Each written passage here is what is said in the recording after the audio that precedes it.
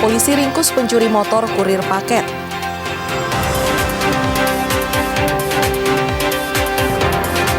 Jembatan ambrol, siswa terpaksa lintasi rel kereta.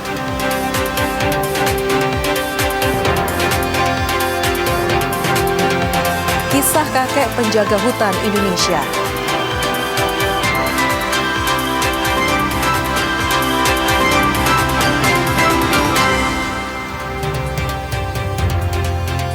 Halo saudara, apa kabar Anda hari ini? Kita berjumpa lagi dalam Kompas Pagi. Selain 3 informasi utama tadi, tim redaksi kami telah menyiapkan sejumlah informasi yang penting dan inspiratif lainnya. Bersama saya Vina Putri, inilah Kompas Pagi di Kompas TV, independen terpercaya.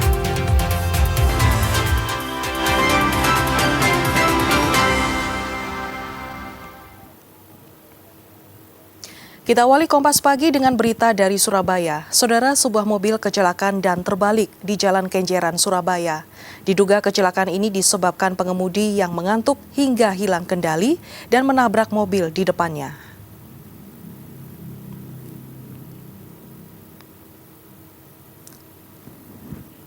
Dengan menggunakan kren, 2 mobil yang terlibat kecelakaan di Jalan Kenjeran, Surabaya ini dievakuasi petugas pemadam kebakaran. Kecelakaan diduga karena pengemudi mobil putih ini mengantuk. Mobil hilang kendali hingga menabrak mobil di depannya hingga terguling. Tidak ada korban jiwa dalam peristiwa kecelakaan ini. Kini kasusnya ditangani unit laka lantas Satlantas Polrestabes Surabaya. Untuk kronologis, info dari pengemudi ya, dia kondisi ngantuk, jadi tidak bisa mengendalikan. Pas di depan ada mobil expander hitam ya, jadi ketabrak. Jadi mobil Xenia bagian kiri depan ya, nabrak expander di depannya sehingga terguling. Kita luncurkan 1 unit Heavy Duty Rescue ya, beserta 1 regu ya, untuk mengevakuasi pakai kren, ya, pakai besi bentang, pakai webbing ya, kemudian kita balik dan berhasil dievakuasi dengan selamat. Polisi ringkus komplotan pencuri sepeda motor milik kurir ekspedisi online di Bangkalan, Jawa Timur. Terungkap komplotan ini kerap beraksi di sejumlah TKP. Usai mengantongi identitas pelaku, polisi langsung menggerebek tempat persembunyian tersangka di sebuah kebun di Tanah Merah, Bangkalan. Hasil interogasi, tersangka mengaku telah mencuri sepeda motor milik kurir dan juga membawa kabur 85 paket yang belum dikirim lalu dibakar untuk menghilangkan jejak. Sebelumnya CCTV merekam pencurian sepeda motor milik seorang kurir paket di akses Suramadu, Bangkalan 8 Desember 2025 lalu. Atas perbuatannya, 1 tersangka terancam penjara 7 tahun, sementara 2 tersangka lainnya terancam hukuman 4 tahun penjara. Melakukan pengembangan terkait di mana barang bukti sepeda motor korban dilarikan. Selanjutnya kami berhasil mengamankan penadahnya atas nama inisial MU dan atas nama inisial AH. Setelah itu kita kembangkan untuk mencari barang bukti sepeda motor milik korban dan alhamdulillah kami berhasil mengamankan atau melakukan penyitaan terhadap sepeda motor milik korban. Informasi selanjutnya, siswa-siswi di Desa Patemon, Jember, Jawa Timur harus menempuh risiko untuk berangkat ke sekolah. Mereka harus melewati jalur rel kereta api akibat jembatan yang menjadi akses utama rusak diterjang banjir.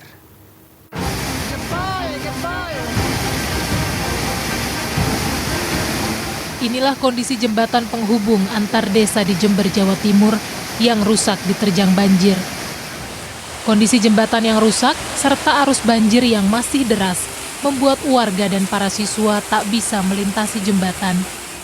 Akibatnya, para siswa harus berjalan memutar dengan jarak yang lebih panjang untuk tetap bisa berangkat ke sekolah. Namun jalur alternatif yang dilalui pun sama beresikonya, karena siswa harus melintasi jalur rel kereta api.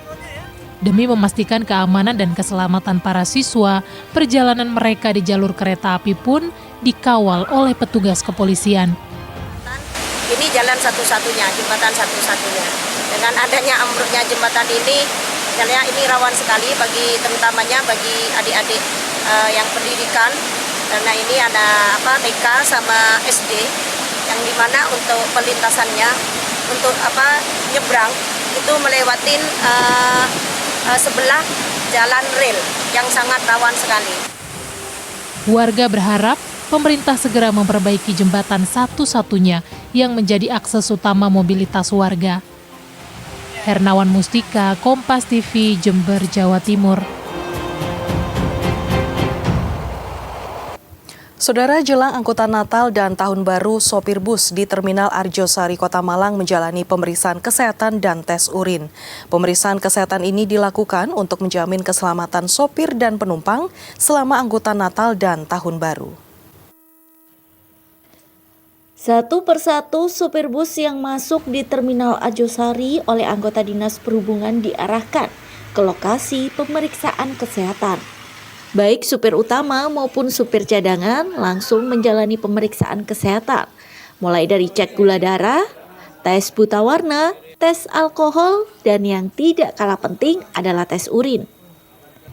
Tes urin ini dilakukan untuk mengetahui apakah sopir terindikasi mengonsumsi narkoba atau tidak. Sopir yang sudah menjalani serangkaian tes kesehatan dan dinyatakan sehat akan mendapatkan surat kelayakan jalan. Namun, bagi sopir yang dinyatakan layak jalan dengan catatan, akan diberikan obat dan rekomendasi kepada pihak perusahaan jasa otobus.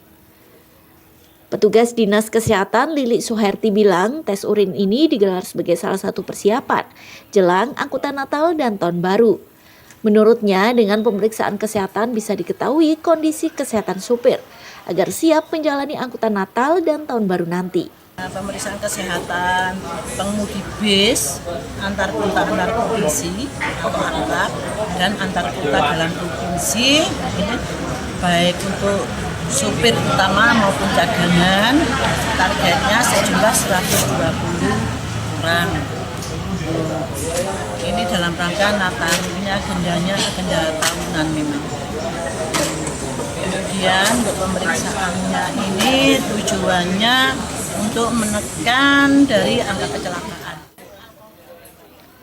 Pemeriksaan kesehatan ini disambut baik oleh para supir.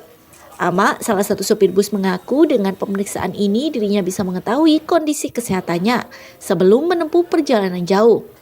Menurutnya, istirahat cukup dan menjaga pola makan menjadi hal yang wajib dilakukan oleh supir seperti dirinya. Cek tekanan darah, cek gula darah, tes urin. Hasilnya gimana, Pak? Semua negatif. Jadi kalau memang benar agak kurang enak badan, mending libur. Dalam pemeriksaan kesehatan dan tes urin ini diketahui sejumlah sopir memiliki tekanan darah tinggi karena usia dan kurangnya istirahat. Tim Liputan, Kompas TV Malang, Jawa Timur. PT KAI Daup 8 Surabaya mengoperasikan 7 kereta tambahan mengantisipasi lonjakan penumpang di masa angkutan libur Natal dan Tahun Baru Nataru. 7 kereta tambahan ini mayoritas melayani perjalanan ke kota wisata seperti Yogyakarta, Banyuwangi, dan Bandung.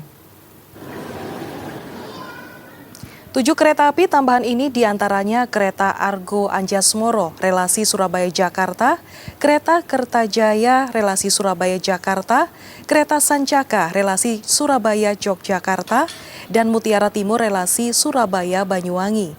Selain 7 kereta tambahan, Daup 8 Surabaya juga mengoperasikan 51 kereta api jarak jauh reguler. 7 kereta tambahan ini akan beroperasi selama 18 hari masa angkutan libur Nataru, mulai 18 Desember 2025 hingga 4 Januari 2026. Khusus 7 kereta tambahan ini tersedia sebanyak 63.288 tempat duduk atau tiket. Selama masa angkutan libur Nataru total ada 58 kereta yang dioperasikan Daup 8 Surabaya. Pada periode angkutan Nataru 2025-2026 sendiri, PT KAI Daup 8 Surabaya mengoperasikan 51 kereta api jarak jauh reguler dan 7 kereta api tambahan untuk mengakomodir kebutuhan masyarakat yang hendak bepergian pada periode Nataru kali ini. Satuan Lalu Lintas Polrestabes Surabaya gencar menggelar operasi penertiban kendaraan menjelang perayaan Natal dan Tahun Baru. Hasilnya dalam 2 pekan terakhir, 140 lebih sepeda motor tak sesuai spesifikasi teknis disita polisi. Sebagian besar motor ini menggunakan knalpot brong atau bersuara bising yang meresahkan masyarakat. Menurut polisi, operasi dilakukan melalui patroli rutin pada siang dan malam hari. Seluruh ruas jalan kota Surabaya menjadi sasaran, terutama sejumlah titik rawan balap liar. Sejumlah lokasi yang menjadi perhatian petugas antara lain Jalan Panjang Jiwo, Jalan Diponegoro, Jalan Bambu Runcing, Jalan Dharma Husada, dan Jalan Darmo.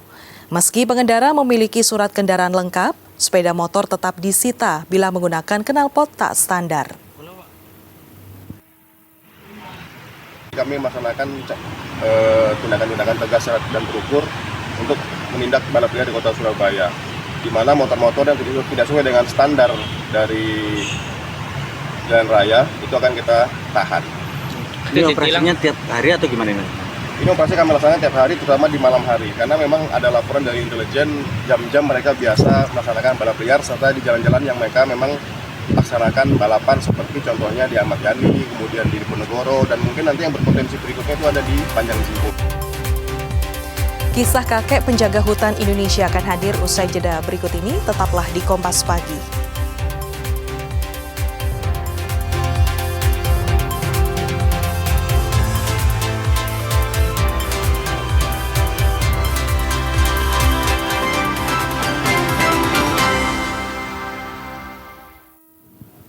Saudara, sejumlah siswa SMA di Kediri kecewa usai kegiatan makan bergizi gratis di sekolah mereka diberhentikan sementara. Dapur SPPG berhenti beroperasi usai dana bantuan dari pemerintah tak kunjung cair. Sungguh malang nasib sejumlah siswa Madrasah Aliyah Negeri 2 Kota Kediri. Baru beberapa bulan mereka dapat menikmati makan bergizi gratis, namun hari ini terpaksa berhenti sementara. Menurut siswa, adanya program makan bergizi gratis beberapa bulan sangat membantu mereka. Dengan adanya program itu, para siswa bisa menghemat uang jajannya. Selain itu, para siswa sudah terbiasa dengan menu favorit yang setiap hari diberikan oleh dapur SPPG. Mereka berharap agar pengelola dapur SPPG untuk kembali menyalurkan menu makanan bergizi gratis. Ditiadakannya MBG secara sementara ini, teman-teman kan sudah terbiasa untuk mengurangi jajan di kantin. Itu ya mungkin kalau terutama mungkin dari saya sendiri, saya juga agak mengikat perut ya. Ya, jadi seperti itu. Yang sudah terbiasa tapi diberhentikan sementara, ya tanggapan dari siswa sebagai konsumennya lumayan kecewa. Jadi gitu. Sementara itu, menurut pihak sekolah dapur SPPG Banjaran Kota Kediri berhenti beroperasi mulai 17 Desember 2025 hingga batas yang tidak bisa ditentukan. Hal itu karena kendala keuangan yang belum cair dari pemerintah dan adanya program perbaikan SPPG. 22 itu kegiatan MBG itu di seluruh lingkup SPPG 1 Banjaran itu akan berhenti untuk sementara waktu sampai dengan batas waktu yang tidak dapat ditentukan, dengan alasan satu, ada masalah bantuan dari pemerintah yang belum turun, yang kedua memang ada program perbaikan SPPG. Sementara itu, pihak SPPG Banjaran Kota Kediri hingga saat ini belum memberikan konfirmasi atas berhentinya penyaluran MBG. Di dapur SPPG, mereka juga tidak ada aktivitas dan pintu tertutup rapat. Tim Liputan, Kompas TV Kediri, Jawa Timur. Bulog Malang memastikan stok beras aman jelang Natal dan Tahun Baru. Stok besar yang dimiliki Bulog saat ini ada sekitar 12.000 ton dan jumlah tersebut bisa untuk 6 bulan ke depan. Bulog Subdivre Malang menyebut ada 12.800 lebih ton cadangan beras di gudang Bulog Malang. Berdasarkan perhitungan, jumlah tersebut bisa memenuhi kebutuhan masyarakat hingga 6 bulan ke depan. Jumlah cadangan beras ini melebihi kebutuhan Natal dan Tahun Baru. Jumlah tersebut digunakan untuk beras SPHP, beras cadangan, bantuan pangan, dan sejumlah kebutuhan untuk program pemerintah lainnya. Saat ini pasokan beras di gudang Bulog adalah beras hasil serapan dari petani lokal dan tidak ada lagi beras impor. Terkait kebutuhan beras pada akhir tahun seperti saat ini, Bulog menilai tak ada lonjakan yang signifikan karena penyaluran beras SPHP rutin telah dilakukan pemerintah. Untuk persediaan beras yang ada di gudang Bulog khususnya di Kota Malang, kita ada sekitar 12.892 ton. Ya, kalau hitung-hitungannya mungkin lebih dari 6 bulan lah. 6 bulan. Ya. Kalau untuk di gudang ini sendiri ada sekitar 2.762 ton. Ya. Saat ini prioritas pengeluaran buat apa, Pak? Biasanya itu pengeluaran beras CBP itu untuk beras bantuan pangan, SPHP, dan program-program pemerintah lainnya. Saudara, sebuah tempat wisata edukasi buah anggur di Malang mampu menarik pengunjung refreshing dari kesibukan sehari-hari. Selain belajar tentang budidaya anggur, pengunjung juga bisa memetik dan mencicipi anggur langsung dari pohonnya. Duta Pengangguran adalah sebuah kebun anggur yang berada di Jalan IR Rais, Kelurahan Tanjung Rejo, Kota Malang. Di lokasi ini Anda akan menemukan 20 greenhouse yang berisi tanaman anggur dengan beragam jenis. Jupiter, Tamaki, dan Red Master adalah beberapa jenis anggur dari 55 jenis anggur yang dibudidayakan. Berada di Komplek Polbangtan Kementerian Pertanian, kebun anggur ini memiliki luas hampir 1 hektar. Pengelola wisata Duta Pengangguran, Dwi Supriyanto bilang bahwa peluang bisnis untuk buah anggur di Indonesia sangat besar. Karena selama ini pasar Indonesia masih mengandalkan impor untuk buah anggur. Berawal dari situlah, Dwi bersama beberapa rekannya mendirikan wisata edukasi ini. Di kebun anggur, pengunjung bisa memetik dan mencicipi manisnya buah anggur. Namun tentu saja pengunjung juga akan didampingi untuk memastikan anggur yang dipetik sudah matang sempurna. Selain itu pengunjung juga bisa belajar cara budidaya anggur, mulai dari media tanam, pembibitan, hingga panen. Sudah menghasilkan rata-rata per pohon itu adalah 25-35 kilo per pohon, sehingga layak untuk dibudidayakan. Nah, di sini juga diedukasi, jadi masyarakat boleh belajar di sini, boleh menerapkan ilmu yang kita dapat baik itu dari Jepang, Thailand maupun modifikasi lewat teman-teman itu yang kita kembangkan sehingga kita bisa berbudidaya itu secara baik dan benar. Salah satu pengunjung asal Surabaya tak menyangka jika di Kota Malang ada kebun anggur yang cukup luas. Menurutnya ada keseruan tersendiri saat dirinya bisa memetik dan menikmati manisnya anggur di kebun. Beda kan, kita kalau ke supermarket beli gampang ya. Kalau metik sendiri terus nyicipi ini, terus lihat ini, seneng banget seger. Nggak nyangka gitu ya di Malang ada kebun anggur sebesar ini, banyak buahnya. Anggur yang sudah dipetik di dalam kebun ini akan ditimbang sebelum dibawa pulang. Untuk 1 kilogram anggur dihargai Rp100.000. Tim Liputan Kompas TV Malang, Jawa Timur. Saudara, ada sebuah kisah inspiratif dari Lumajang, Jawa Timur. Seorang kakek di Lumajang, Jawa Timur berhasil merawat hutan di Gunung Lemongan. Hutan yang dulunya sering kebakaran dan banjir, kini hijau kembali.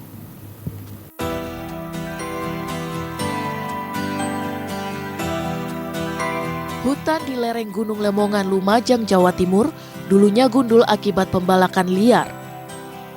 Alhasil, wilayah di sekitar Gunung Lemongan sering dilanda banjir. Namun berkat perjuangan seorang warga desa Sumber Putung, Kecamatan Ranuyoso, hutan ini hijau kembali.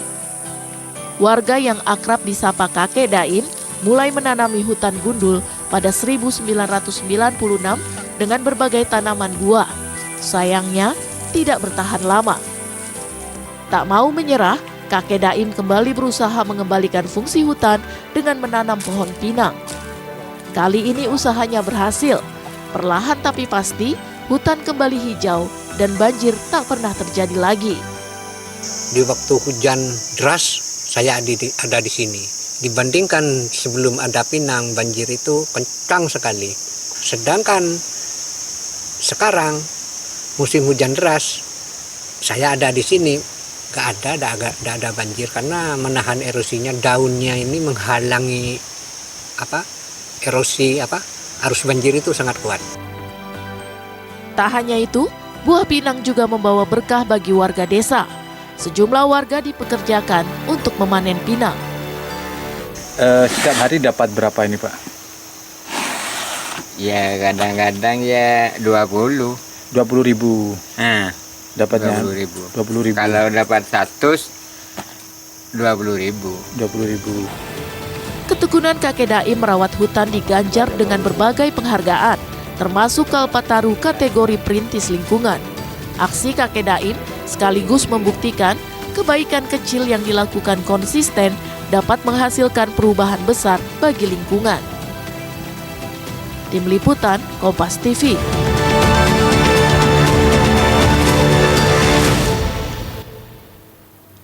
Di Andra Convention Center Surabaya menyelenggarakan kegiatan customer gathering bertema The Elegance of Diversity, a gathering of hearts and mind. Kegiatan ini untuk mengapresiasi kepada klien yang selama ini bekerja sama dengan The Andra Convention Center Surabaya. Customer gathering ini sebagai sarana memperkenalkan berbagai pembaruan fasilitas dan hasil renovasi, mencakup peningkatan kualitas ruang acara, sistem pendukung teknis, dan kenyamanan area publik. Setelah dilakukan renovasi, The Andra memiliki beragam ruangan baru yang bertujuan untuk menggait klien. Tahun 2025 ini okupansi acara di The Andra Convention Center Surabaya mencapai 80%. Kebanyakan dari acara wedding sebanyak 35% dan sisanya acara wisuda, asosiasi, dan pemerintah. Dengan adanya renovasi beberapa ruangan di The Andra Convention Center Surabaya, pihaknya menargetkan kenaikan hingga 28% pada tahun 2026. The Andra Convention Center telah mengenalkan fasilitas The Andra yang baru karena setelah ada renovasi kan ada sebagian klien yang mungkin belum tahu yang untuk ruangan kecil karena mereka kebiasaannya pakainya yang gede. Jadi kayak depan jalur ini kan sudah renovasi, jadi mereka belum tahu bahwa ada ruangan juga yang lebih kecil daripada ballroom. Dan ada juga ruangan kecil yang tadi sudah inspeksi juga sebelum beliau-beliaunya tadi kita mulai itu tadi ada inspeksi. Kericuhan terjadi di laga Mega Bintang Messi. Hadir sesaat lagi, tetaplah di Kompas Pagi.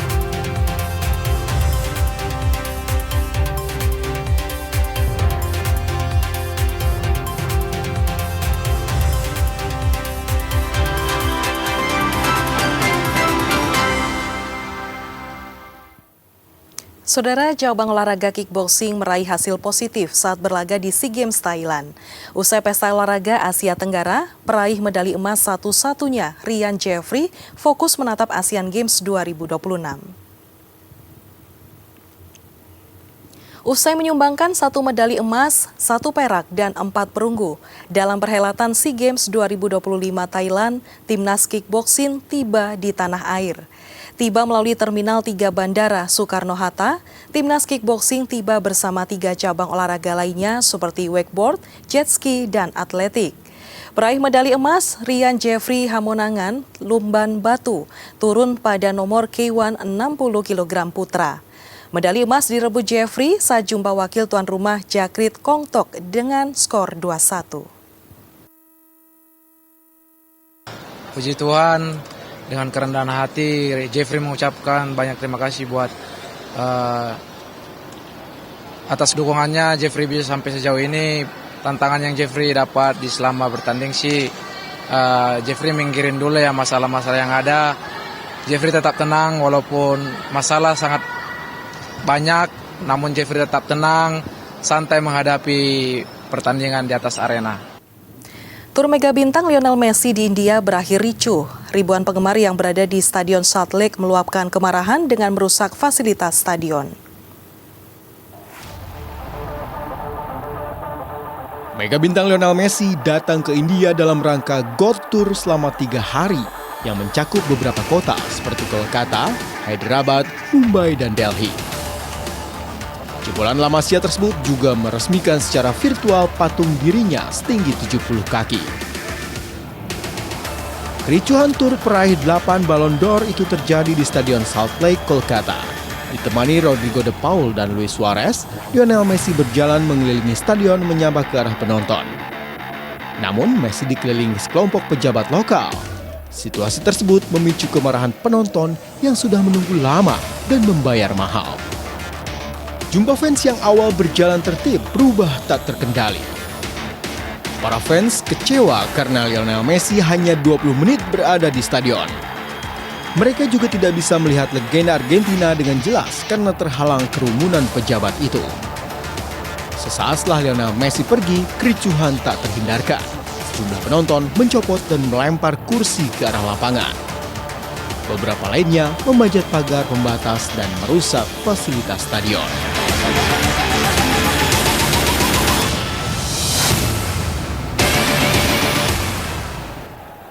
Masih soal berita mancanegara, Lucas Cianca dan Justin Dupont dinobatkan menjadi peselancar terbaik dalam Tudor Nazare Big Wave Challenge di Portugal.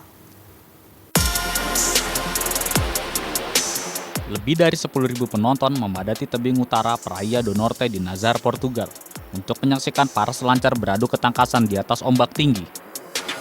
Hamparan Samudra Atlantik dengan ketinggian ombak mencapai 12 hingga 15 meter menjadi arena selancar paling prestisius di dunia dalam perlombaan selancar bertajuk Tudor Nazar Big Wave Challenge. Di sektor individu putra, peselancar asal Brasil, Lucas Cianca, tampil spektakuler dalam beratraksi di atas ombak. Meskipun sempat terjatuh terkena ombak pecah dan tertahan di bawah air selama 30 detik, Cianca tetap mengoleksi poin tertinggi hingga merengkuh gelar juara.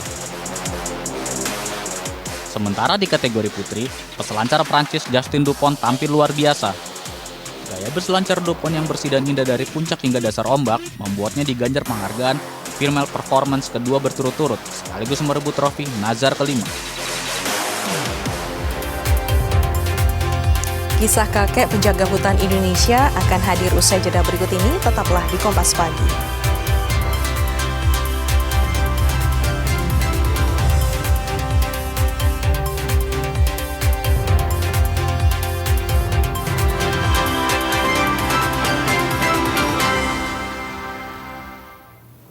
Saudara, jelang angkutan Natal dan Tahun Baru, sopir bus di Terminal Arjosari, Kota Malang menjalani pemeriksaan kesehatan dan tes urin. Pemeriksaan kesehatan ini dilakukan untuk menjamin keselamatan sopir dan penumpang selama angkutan Natal dan Tahun Baru. Satu persatu sopir bus yang masuk di Terminal Arjosari oleh anggota Dinas Perhubungan diarahkan ke lokasi pemeriksaan kesehatan. Baik supir utama maupun supir cadangan langsung menjalani pemeriksaan kesehatan, mulai dari cek gula darah, tes buta warna, tes alkohol, dan yang tidak kalah penting adalah tes urin. Tes urin ini dilakukan untuk mengetahui apakah sopir terindikasi mengonsumsi narkoba atau tidak. Sopir yang sudah menjalani serangkaian tes kesehatan dan dinyatakan sehat akan mendapatkan surat kelayakan jalan. Namun, bagi sopir yang dinyatakan layak jalan dengan catatan, akan diberikan obat dan rekomendasi kepada pihak perusahaan jasa otobus. Petugas Dinas Kesehatan Lili Suherti bilang, tes urin ini digelar sebagai salah satu persiapan jelang angkutan Natal dan Tahun Baru. Menurutnya, dengan pemeriksaan kesehatan bisa diketahui kondisi kesehatan sopir agar siap menjalani angkutan Natal dan Tahun Baru nanti. Pemeriksaan kesehatan pengemudi bis antar kota antar provinsi atau antar dan antar kota dalam provinsi ini baik untuk supir utama maupun cadangan targetnya sejumlah 120 orang.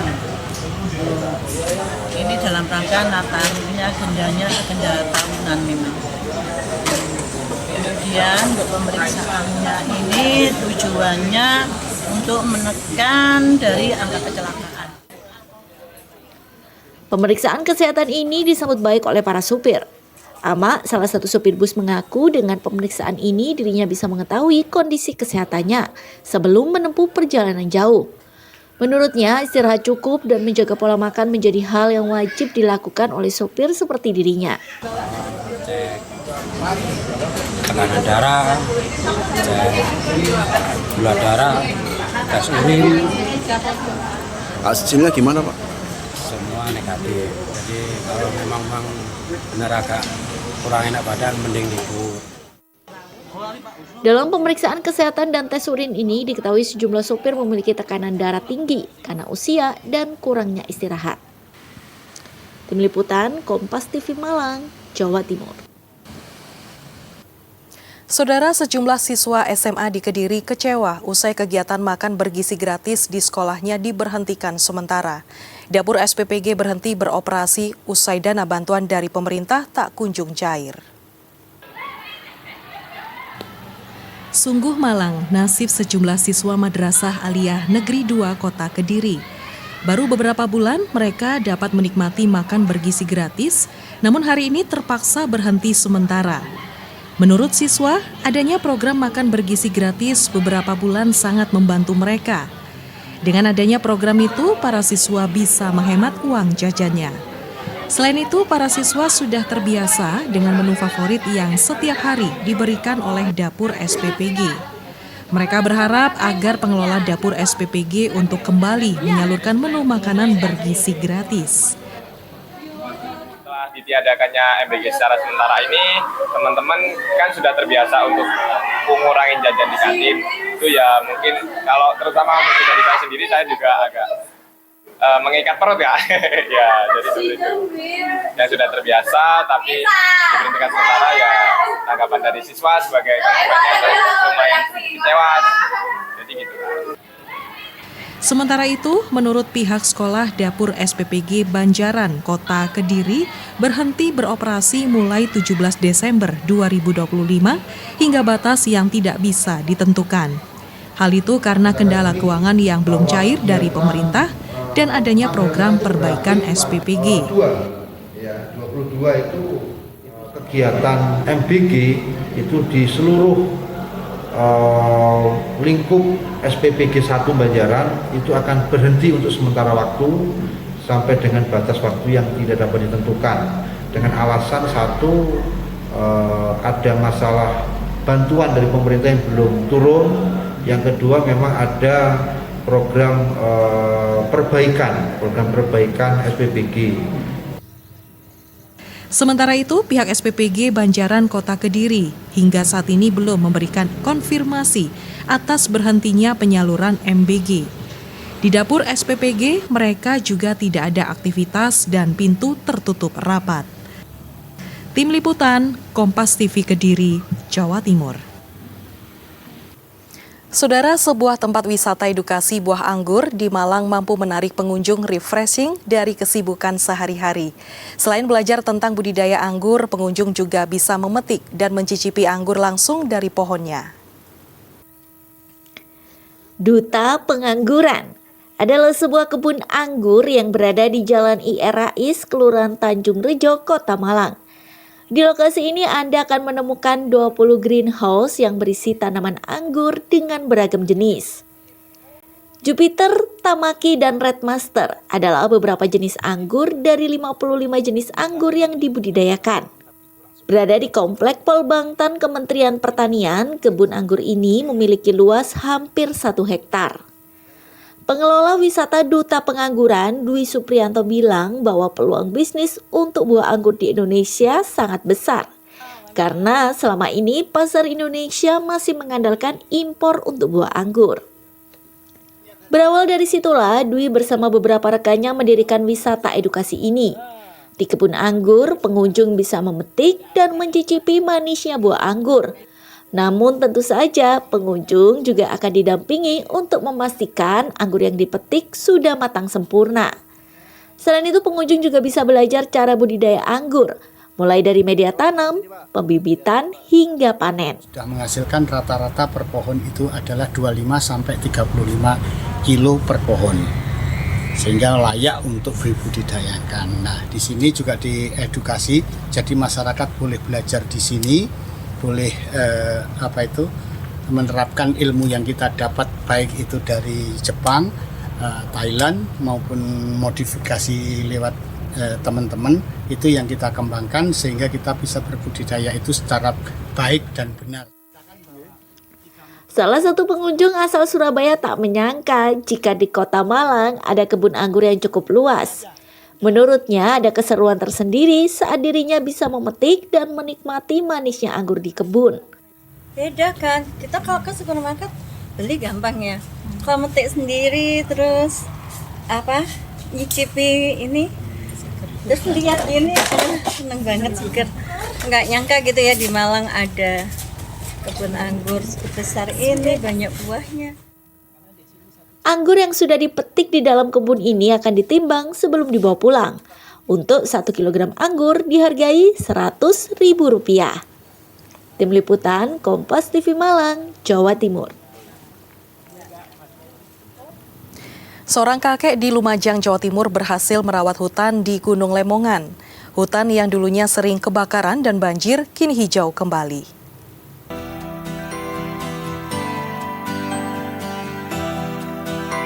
Hutan di lereng Gunung Lemongan, Lumajang, Jawa Timur dulunya gundul akibat pembalakan liar. Alhasil, wilayah di sekitar Gunung Lemongan sering dilanda banjir. Namun berkat perjuangan seorang warga desa Sumber Putung, Kecamatan Ranuyoso, hutan ini hijau kembali. Warga yang akrab disapa Kakek Daim mulai menanami hutan gundul pada 1996 dengan berbagai tanaman buah. Sayangnya, tidak bertahan lama. Tak mau menyerah, Kakek Daim kembali berusaha mengembalikan fungsi hutan dengan menanam pohon pinang. Kali ini usahanya berhasil. Perlahan tapi pasti, hutan kembali hijau dan banjir tak pernah terjadi lagi. Di waktu hujan deras, saya ada di sini. Dibandingkan sebelum ada pinang, banjir itu kencang sekali. Sedangkan sekarang musim hujan deras, saya ada di sini, gak ada banjir karena menahan erosinya. Daunnya ini menghalangi erosi arus banjir itu sangat kuat.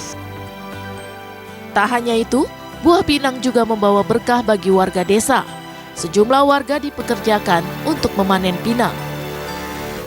Setiap hari dapat berapa ini, Pak?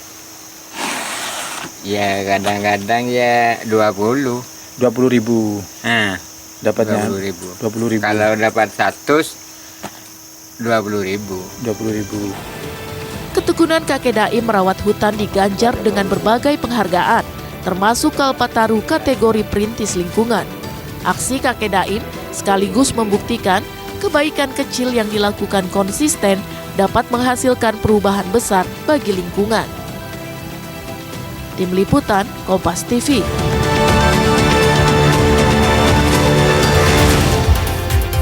Siswa SD olah cangkang telur kaya manfaat akan hadir sesaat lagi, tetaplah di Kompas Pagi.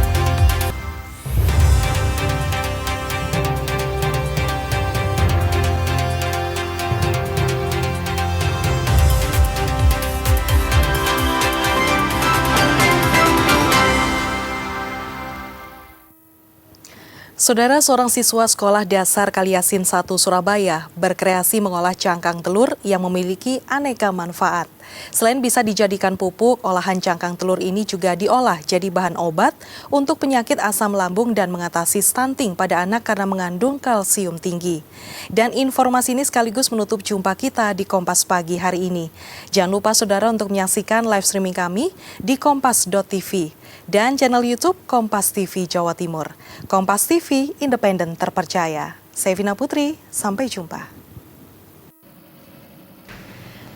Sanggrama Rasio Alwarisi, siswa kelas 6 SDN Kaliasin 1 Surabaya berkreasi mengolah cangkang telur menjadi bahan berkhasiat mencegah stunting dan asam lambung pada anak. Kreasi ini berawal dari rasa kepeduliannya yang banyak melihat sampah rumah tangga terutama cangkang telur. Ia kemudian mempelajari kandungan pada cangkang telur yang didapati ternyata berkalsium tinggi. Berbekal ilmu tersebut, Rasio kemudian mencoba mengolah dengan mencuci cangkang telur hingga bersih kemudian digiling hingga halus. Butiran cangkang telur kemudian dipanaskan ke dalam oven untuk menghilangkan bakteri dan melembutkan cangkang telur agar teksturnya bisa halus saat disaring. Serbuk ini bisa dicampurkan pada puding untuk mencegah stunting pada anak atau dicampurkan ke dalam minuman kopi untuk mencegah asam lambung. Keinginan untuk mengurangi limbah cangkang telur awalnya, tapi setelah saya sudah bisa mengumpulkan cangkang telur, saya cari itu cara mengolahnya dan ketemulah bisa diolah menjadi pupuk tanaman. Tapi ternyata cangkang telur juga bisa menjadi bahan tambahan makanan yang saya juga temukan di jurnal-jurnal karena cangkang telur punya kalsium yang tinggi sehingga pastinya sangat bermanfaat untuk tanaman dan untuk kebutuhan manusia. Sementara itu, kedua orang tua dan guru rasio di sekolah mengapresiasi kreativitas rasio. Olahan cangkang telur ini juga telah dilakukan uji laboratorium dan hasilnya tidak didapati bakteri Salmonella. Dari adanya suatu proyek yang telah ditampilkan, ditunjukkan dan sudah diperiksa oleh Ananda Rasio, ini memang luar biasa. Dari sekolah sudah sangat mendukung sekali dengan kegiatan ini, sehingga menjadikan suatu edukasi bagi kita semua, khususnya untuk teman-temannya di SDN Kaliasin 1. Sehingga dari pihak sekolah sangat mendukung sekali dengan adanya proyek yang sudah dilaksanakan oleh Ananda Rasio. Saat ini, Rasio bersama kedua orang tuanya juga telah mengembangkan olahan cangkang telur, dijadikan sebuah produk untuk pupuk, bubuk makanan, dan kopi lur atau kopi telur. Produk ini dipasarkan di pameran UMKM. Tim Liputan, Kompas TV Surabaya, Jawa Timur.